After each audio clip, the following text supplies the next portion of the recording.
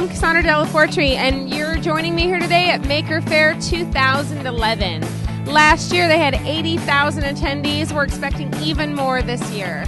We're going to check out some robots, handmade contraptions, steampunk outfits, art, and all kinds of cool things. Come with me. Let's check it out. Hi, welcome to Maker Faire 2011. We are here in the Bazaar, and I'm standing here with Cassandra Velasco. She is the artist of these beautiful, unusual dolls, so I want to hear a little bit about them. So, Cassandra, tell me a little bit about what you do. Well, my husband and I make these sculptures. They're resin and polymer clay. We started making them about 4 years ago. We sell a lot on Etsy and then at local craft fairs and then galleries across the country. So they're all hand sculpted with resin and polymer clay, and then we paint them and varnish them. And so tell me a little bit, you have names for the characters, so tell me about who they are. We do, yeah. So they're just different characters from our imagination, and then we usually name them afterwards. You know, we have inspiration from movies or TV shows, random things our friends say. You know, just gives us different ideas, and so we come up with these characters. So now, Josabelle, are those roots growing out of her leg? Yeah. I love her. I saw her and was like, we have to talk to that artist. So how'd you come up with that? Well, I'm just really inspired by natural science, and I do a lot of tree-themed or insect-themed artwork, so that happens to be my piece. So my husband and I, even though we work together, we actually sculpt things individually.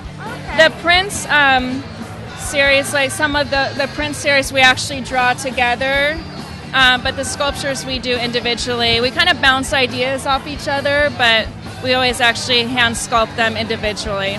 So that's funny, though, because the faces look very similar in genre. Do you both sculpt the faces, or does one of you predominantly do the faces? Yeah. Wow, that's wild. They look like they're done by the same artist. You guys must have a lot in common. And then a long time. There you go. And then tell me a little bit about the artwork here. Is it pen, or what's the medium? Yeah, so for example, these prints here, the originals were done in ink and acrylic paint, and then we created prints from them. These we actually drew together. This is a series of abandoned houses with people stumbling upon them. And then recently, in the last 6 months or so, we kind of expanded out to making T-shirts from our illustrations, and I'm making those ourselves at home also. So now tell me, when you guys do a piece together, what is the division of labor? How does that happen? Yeah, so when we did this series together, I started sketching out, doing the drawing for the house, and then he finished it off and added the color. So. Wow, that's very cool. My husband and I also work together, but he holds the camera and I do the talking. So, well, I mean, that's basically, I love them, and they're moving. They're really cool. So, good luck. Now, what's the ultimate dream for them? What would you like, what's the ultimate of what you would like to find of your guys' careers?